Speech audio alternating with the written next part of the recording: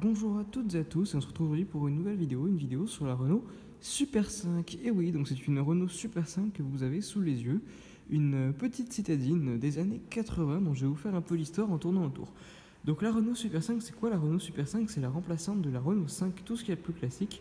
La Renault 5, c'était globalement quoi? C'était à peu près la première citadine. Alors je m'excuse pour la saleté juste, parce que je ne l'ai pas nettoyée depuis quelques jours, puis j'évite de la sortir ce qui neige, il y a du sel partout sur les routes. C'est pas du sel, c'est de la boue. Mais bref. Et donc cette voiture est sortie en 1984 pour succéder à la Renault 5 classique, qui est tout simplement l'une des toutes premières citadines, qui était sur une base 4L. Donc cette Renault Super 5, comme vous pouvez voir, est tout simplement une autre base que la Renault 5. Elle n'a rien à voir avec la Renault 5 classique, en dehors des moteurs et de son look un peu jovial que moi j'aime énormément. J'adore son petit cul avec tout simplement les petites barres en plastique comme ça qui descendent le phare et le pare-choc. Je trouve ça très réussi avec un derrière très plat comme ça, moi j'aime beaucoup. Et donc c'est pas du tout le même châssis qu'une Renault 5 par exemple, puisque c'est un châssis de Renault 11 sur cette voiture, donc qui a été modifié pour supporter la Renault 5. Enfin la Renault Super 5. Donc eh bien, quel est donc le châssis de cette voiture? Enfin, quel est donc le moteur de cette voiture? C'est un moteur clé en fonte de 60 chevaux en injection. Donc 60 chevaux en injection, et bien tout simplement, qu'est-ce que ça représente?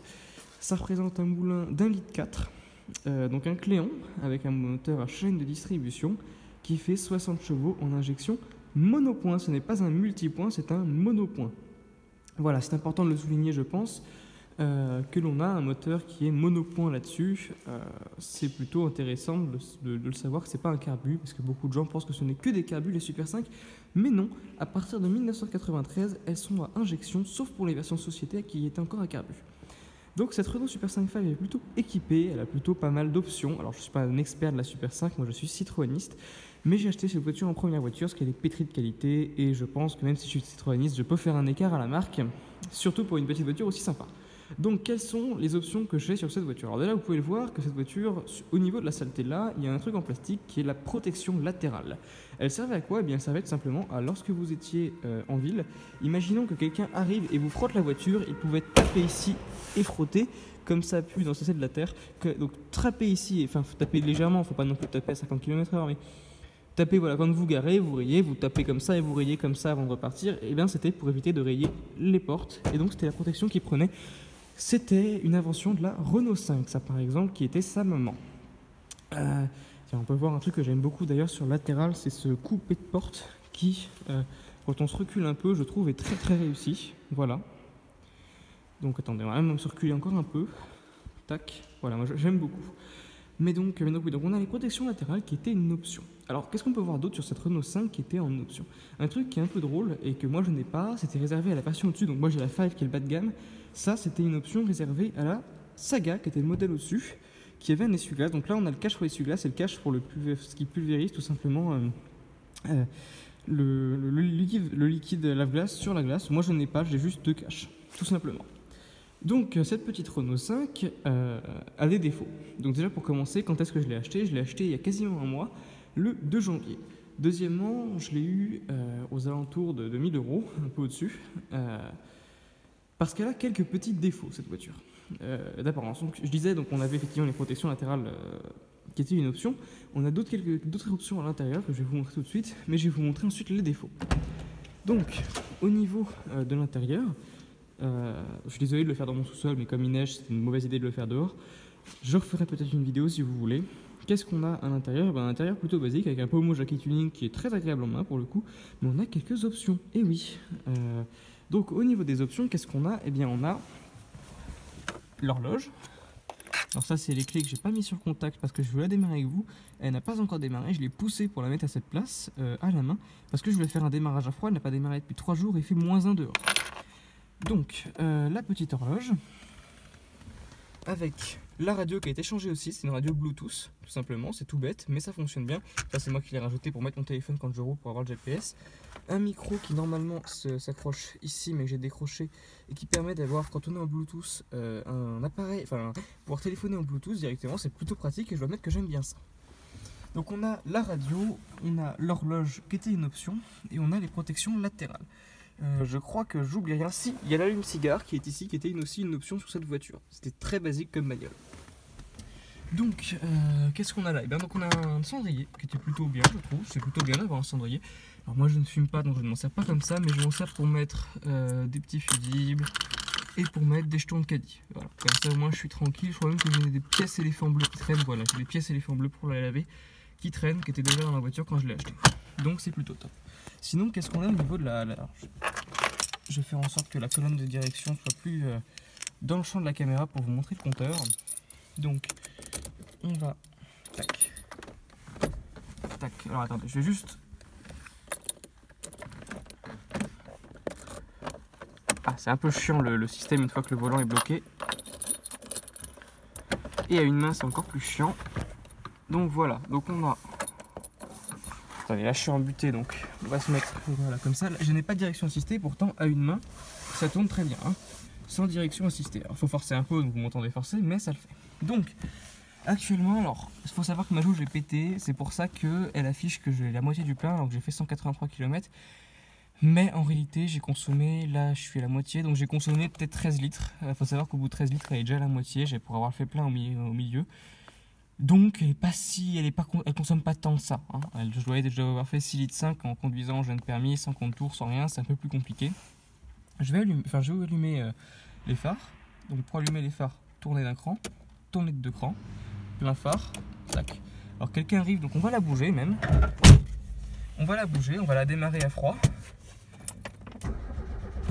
Voilà, alors elle a toujours un peu de mal au démarrage à froid, mais il fait très humide. Donc on va se pousser pour que la personne, vous voyez, la lumière s'est allumée au bout, donc c'est que quelqu'un arrive normalement. Donc on va la pousser, on va la mettre ici, voilà, tout doucement, on va pas se précipiter. Puis si personne arrive, eh ben, je vais quand même la laisser allumer pour qu'elle chauffe un peu. Donc, un petit truc intéressant avec ce compteur, c'est tout simplement qu'il affiche 10 km/h quand on est à l'arrêt. Voilà, il peut descendre en dessous, hein, il peut, mais il le fait jamais. Et quand je roule à 60, et ben en réalité je suis à 50. Pour avoir déjà vérifié avec des radars, il le fait vraiment. Donc moi je trouve ça plutôt drôle et c'est plutôt sympa. Mais alors un truc que je tiens à remarquer, c'est qu'actuellement je suis dans la voiture, mon siège est plutôt avancé. Enfin, est plutôt avancé. Il est à ma taille et pourtant quand j'embraye à fond, ma jambe est bien tendue. C'est-à-dire que vraiment je suis au fond et donc ça veut dire que mon siège est donc correctement réglé. Ce qu'il faut savoir, quand votre jambe est tendue au maximum, au maximum sur l'embrayage, bon, personne n'arrive, donc c'est peut-être ma porte déconne, hein, donc parfois des gens n'arrivent pas, parfois ils arrivent. Mais donc on va la reculer.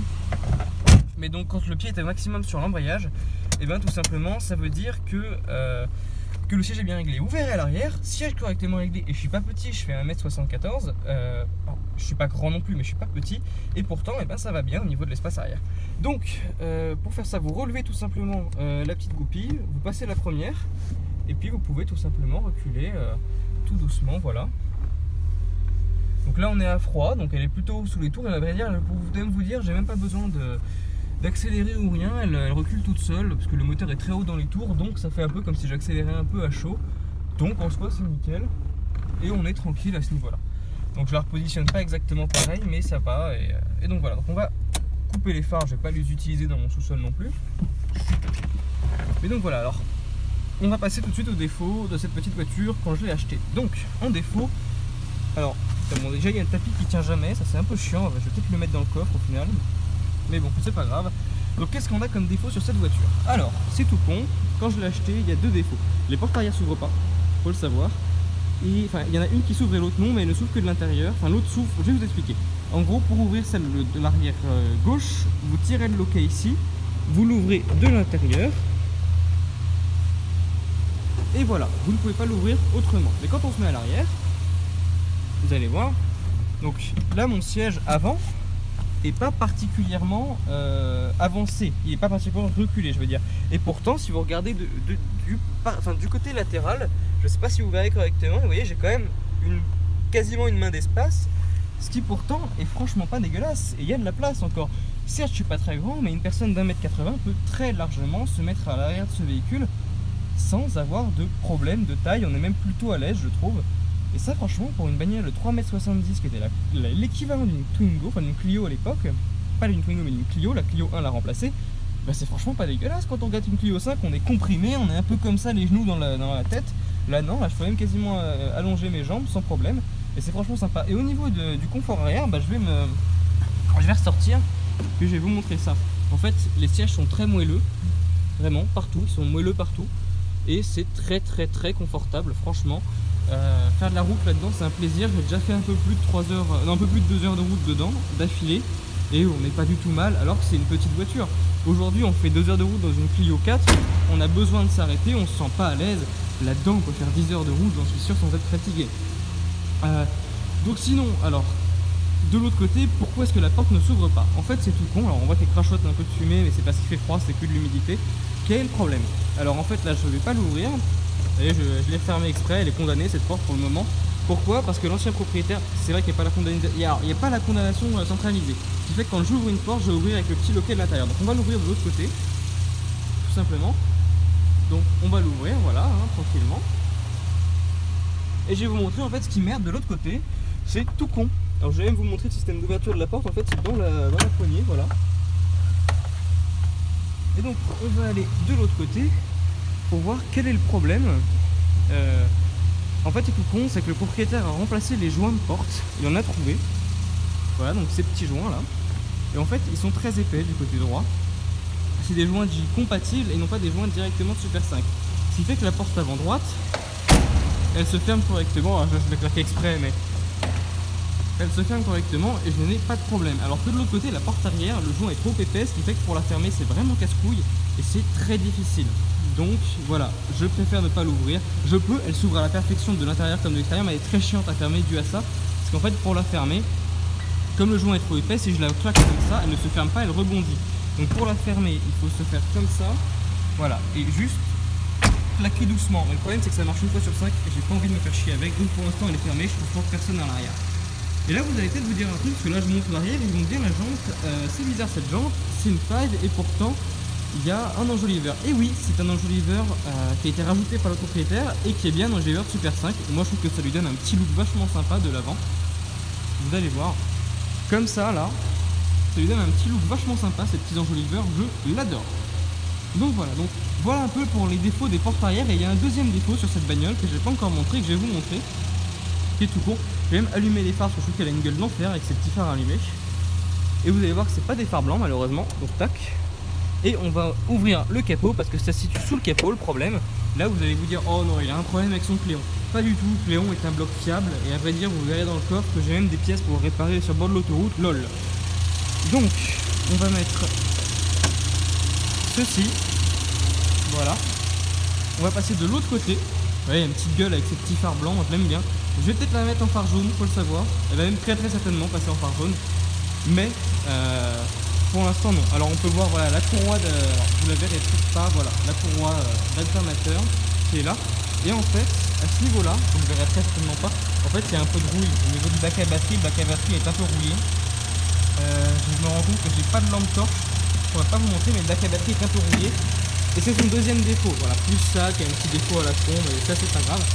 Et donc voilà un peu le moteur, donc j'ai fait une vidange il y a pas longtemps, et donc il tourne vraiment d'enfer, voilà. Là on voit bien la courroie d'alternateur qui est là, et c'est un moteur à chaîne de distribution, donc l'avantage c'est qu'on n'a pas à changer la distribution régulièrement, et ça c'est vraiment top, franchement, c'est pour ça que je l'ai acheté d'ailleurs quasiment en grande partie, c'est parce qu'elle a une chaîne de distribution, c'est une autre répartie sur une AX, voilà, qui est le moteur que je préfère, je vais pas me mentir, je vais pas le cacher.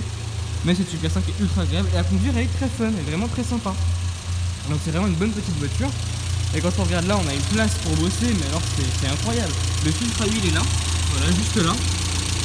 Au-dessus de mon doigt, vous le verrez peut-être pas. Et pourtant, pour aller choper et bosser, enfin pour aller le choper, c'est ultra simple. On a une place phénoménale, c'est vraiment top. Alors à ce niveau-là, voilà, on a en dessous, c'est un peu rouillé aussi, mais ça j'ai mis du Rustol déjà, donc c'est bon. Ça bougera plus, c'est vraiment ultra superficiel, on peut pas passer avec le tournevis. Mais c'est franchement bien, moi j'aime bien ce petit moteur, il est sympa. À conduire il est vraiment très agréable et il fait un bruit qui est pas si dégueulasse. Alors je vais attendre qu'elle chauffe un peu avant de mettre des petits coups d'accélérateur dedans pour que vous entendiez. Mais c'est franchement pas dégueulasse, elle est franchement top à ce niveau là. Donc on a pu voir que cette voiture était spacieuse, qui est un point qui fait que je l'ai acheté. Le moteur est sympa et elle chaîne, qui est un point qui fait que je l'ai acheté. Et niveau consommation, qu'est-ce que ça donne? Alors niveau consommation, qu'est-ce que ça donne? Nous sommes en hiver. Donc il fait par définition froid. Un moteur à froid au départ il consomme beaucoup, surtout en essence. il surconsomme. Et pourtant, malgré ça, et la conduite de sauvage de jeune thermique qui passe les vitesses bien trop en retard, je suis à 7,5 litres de consommation. Et en tapant dedans, hein, parce que je suis un jeune thermique, faut pas déconner, j'aime m'amuser, donc je tape vraiment dedans, à chaud bien évidemment, et pourtant en tapant dedans à chaud, et bien, voilà. Là, elle est en train de ressortir toute la chaleur qui était dans la ligne depuis toute l'humidité qui est dans la ligne depuis quelques jours. Croyez-moi, il y en a un bon paquet, là on voit toute la merdasse qui coule. Et elle ne fait pas de joint de culasse. Je précise, j'ai fait plusieurs centaines de kilomètres avec, là je suis à peu près à 850 bornes. Elle ne fait pas de joint de culasse, hein, qu'on soit bien clair. Parce que je sais que des gens sont taquins et me disent que les clients font des joints de culasse. Oui, c'est vrai, mais pas celle-là pour l'instant. Donc ça, c'est top. Donc, au niveau du coffre, on va regarder le coffre. Tac. Donc le clip est là, mais je vais pas bouger parce que je cache ma plaque. Et là, vous voyez tout mon bordel qui est toujours dans le coffre. C'est toujours ce qu'il y a dans le coffre, ça. Et donc on a un bidon d'huile au cas où, parce que je viens de faire la vidange et c'est au cas où si je dois faire de l'appoint ou pas. Pour l'instant non, donc je pense que je vais le bouger. Et pourtant, j'ai un bidon d'huile, une grosse caisse, une caisse qui contient des petits trucs, parce que j'ai quelques petites anecdotes à raconter sur cette voiture après. Donc on a des pare-soleil, du WD-40, des clignotants qui sont là. On a la facture d'huile que j'ai acheté il y a pas, enfin la facture de l'huile et du filtre à huile. Ça je sais plus ce que c'est, je vais regarder tout de suite. Tac. C'est oui, c'est ok, c'est la bobine à l'image. On a le pommeau d'origine qui est là, qu'il va falloir que je remette d'ailleurs, hein, parce que j'ai pas le pommeau d'origine. Donc voilà, il est là le pommeau d'origine, il ressemble à ça. C'est pas le truc de Jacques Clip, on a actuellement, voilà, il y a la différence. Donc voilà, j'ai le pommeau d'origine et je peux le remettre. Je l'avais pas retrouvé depuis un petit bout de temps et pourtant je l'ai. Donc là on a quelques factures pour un Toyota qui l'ancien propriétaire m'a laissé. Et sinon voilà, donc on a un peu du bordel là-dedans, mais sinon ça va. C'est-à-dire que c'est quelques petites pièces au cas où, mais c'est pas tout, ce n'est pas tout. Parce que l'ancien propriétaire a changé les joints d'injection, qui est une maladie sur le moteur C3J qui équipe cette Super 5. Et pour trouver les joints d'injection, il a dû trouver un kit complet de joints moteur. Donc il a changé pas mal de joints du moteur et il m'a laissé les anciens. Donc dans les anciens il y a quoi? Tout simplement il y a le joint de culasse et d'autres joints. Voilà, donc au cas où, si j'ai un jour un problème avec la bagnole et que je dois faire quelque chose sur le bord de la route, et ben j'ai un joint de culasse déjà prêt à être installé sur le bord de la route. C'est nickel franchement. C'est pas beau ça? Donc on va le remettre tranquillement exactement comme il était, donc légèrement sous cette caisse. Voilà, avec ça au-dessus. Tac tac. Donc on a aussi une je sais plus comment ça s'appelle ça, un couvre-coffre je crois, je sais plus, qui est posé au fond, voilà, tout simplement. Et donc on a là pas de cache. Voilà, on n'a pas de cache, c'était des voitures sans plastique à l'époque, ce qui honnêtement moi je préfère, hein. Faut voir d'ailleurs tout l'intérieur. Elle est très spacieuse, vraiment comme je disais, et le coffre, elle chauffe un peu, là c'est bon, elle est chaude, elle commence à réguler avec le ventilateur, parce que la sonde, voilà, donc pour expliquer, la sonde est à 86 degrés au lieu de 90 d'usine pour éviter les joints de culasse. Et la calandre avant n'est pas d'origine, voilà les trucs un peu sympas à savoir, plus les clignotants.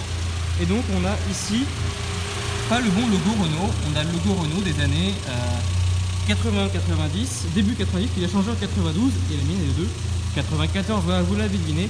Donc ce qu'on va faire, c'est qu'on va mettre un petit coup de gaz pour que vous entendiez le moteur, puis on va le couper. Donc petit coup de gaz. Alors, on va se mettre là au niveau pour que vous entendiez bien. Voilà, donc rien de bien violent bien sûr, hein, je vais pas non plus taper dedans pendant des heures. Mais le bruit est pas dégueulasse pour un petit moteur de 1,4 litre, je trouve. Donc on va fermer le moteur bien évidemment. Quand on va fermer le moteur, fermer le capot. Donc au niveau de l'huile, qu'est-ce que je mets dedans? Je mets de la 15W40 Activa minérale de chez Total. Pourquoi je mets de la minérale? Parce que l'huile minérale c'est ce qui est recommandé pour les anciennes tout simplement, donc on va la couper. Donc j'ai mis de l'huile minérale, voilà. Pourquoi ce choix? Tout simplement parce que je préfère, c'est quand même mieux. Voilà, donc on va laisser tout ça, tac, on va juste couper les phares pour pas trop tirer sur la batterie. Mais donc voilà, l'huile minérale c'est ce qui est recommandé en général pour les anciennes, et on peut voir qu'elle a craché pas mal d'eau. Donc voilà, là elle a dû cracher toute l'eau qu'il y avait dans la ligne. En général elle met 20-30 bonnes minutes avant d'arrêter de fumer blanc quand il fait froid. Parce que là vraiment il fait -1, il fait très humide dehors, mais vraiment violent. Il neige, il y a eu de l'eau pendant plusieurs jours. Donc là il fait très humide dehors, et ce qu'il faut savoir c'est que dans mon sous-sol, il y a des grandes grilles de ventilation qui mènent dehors là-bas et qui amènent la fraîcheur extérieure plus l'humidité. quand je parle, voilà, je fais même de la buée quand je parle, je fais de la condensation quand je parle, donc c'est vous dire à quel point il fait frais, que c'est pas un joint de culasse, c'est vraiment juste, il fait froid, quoi. Il fait froid et humide. C'est pas ce qu'il y a de mieux, mais c'est pas grave. D'ailleurs, on peut remarquer que je n'ai pas de vitre électrique, voilà. Ça, c'est pas un défaut, moi je préfère, mais... Et les vitres descendent bien, il y a juste la passager qui a un peu de mal à remonter en général.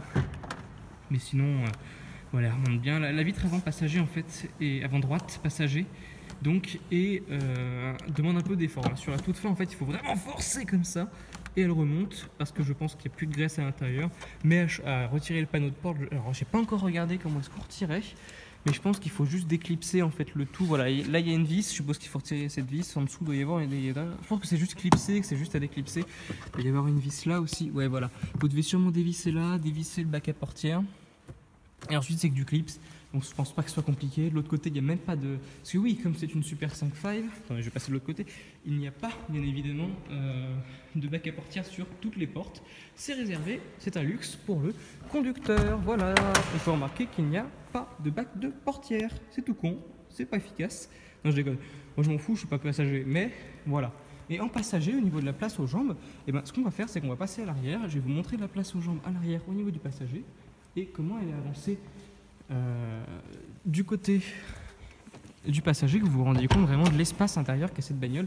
C'est à mes yeux, je pense, le plus gros point fort, et je trouve qu'elle est plus spacieuse qu'une AX ou qu'une... Alors, l'AX est mieux au niveau largeur au coude de mémoire et au niveau hauteur, mais l'AX fait 20 cm de moins en longueur, voilà. Donc au lieu de s'arrêter là, elle s'arrête là, l'AX, au niveau longueur, donc il y a beaucoup moins de place pour les passagers arrière, mais il y a un coffre qui est plus grand. Là, on est aux alentours de 245 litres, je crois. L'AX, c'est 280 litres, c'est pour ça qu'il y a moins de place. L'AX, c'est une voiture terriblement intelligente, et j'adorerais vous en présenter une. Si vous en avez une, venez dans 77 que je la présente. L'AX est pour moi un peu au-dessus de la Super 5, mais je suis Citroëniste, je suis pas très objectif. Donc au niveau de la place, voilà. Donc c'est exactement comme de ce côté-là. J'ai pas mal de place, je peux allonger les jambes, je peux les mettre comme ça, tac. Voilà, et j'ai de la place, parce que quand on se remarque que je mets comme ça, qu'il y a à peu près une main, on voit qu'il y a de la place, on voit que c'est spacieux. Et là encore, là je suis bien mis sur mon côté, et il y a pas mal de place au milieu, et il y a un bon gros siège qui est prêt à accueillir quelqu'un là. Et franchement, c'est super agréable. Et quand on regarde derrière, on voit que la longueur du coffre est plutôt pas mal, parce que là c'est le haut de la banquette, donc le côté, la partie qui est la plus reculée, forcément, parce que la banquette est un peu en biais comme ça. Et donc, on peut voir qu'il y a encore pas mal de place au niveau du coffre, puisque c'est de la vitre jusque là, et c'est franchement pas dégueulasse, je trouve. C'est même très ingénieux. Donc, alors ce qu'il faut savoir, c'est que je n'ai jamais fait la banquette arrière, mais on va le faire tout de suite. On va la baisser pour voir à peu près la contenance du coffre. Tiens, banquette arrière rabattue, ça peut être pas con. Alors attendez, de l'autre côté, on a... J'ai jamais eu l'utilité encore de le faire. Là, je le fais vraiment...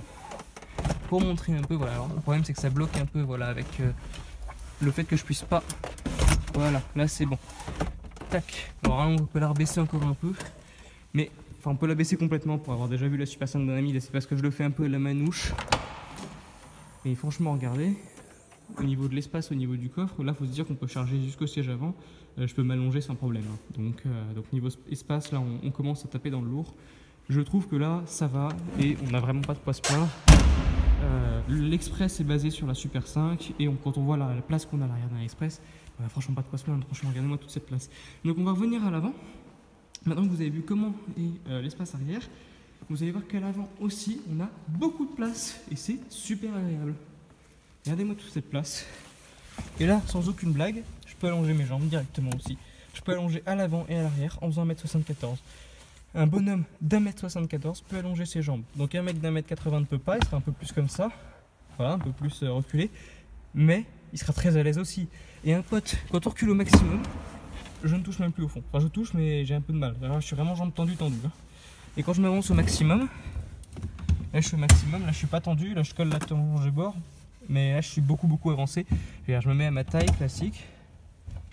Voilà, et là j'ai les jambes allongées, je suis bien, je suis tranquille, et je suis pas vraiment engoncé dans ma voiture, ce qui est ma foi pas désagréable, je dirais. Donc voilà, donc une petite présentation de la Renault Super 5. Alors là j'ai oublié de vous présenter, voilà, là vous avez la grille de ventilation, chaud, froid, bête pare-brise, milieu, non là c'est les pieds, chaleur aux pieds, Là, c'est juste mettre l'air au pied et là, c'est juste mettre la ventilation. Ce qu'il faut savoir, c'est que l'air chaud ne vient pas de la grille là, il vient soit là, soit au pied, il ne vient pas de là.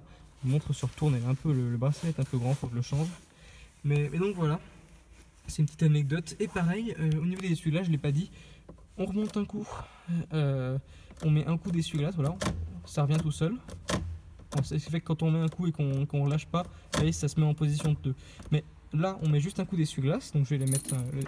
Attendez, je vais mettre le contact. Ah voilà, le volant, tac. Tac, voilà.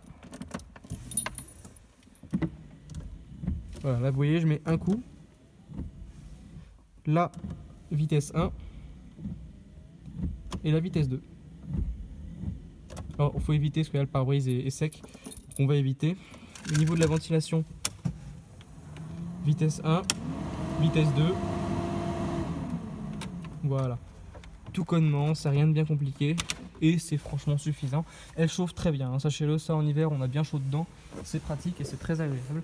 Donc voilà, donc j'espère que cette petite vidéo de la Renault Super 5 vous aura plu. Et j'espère à une prochaine.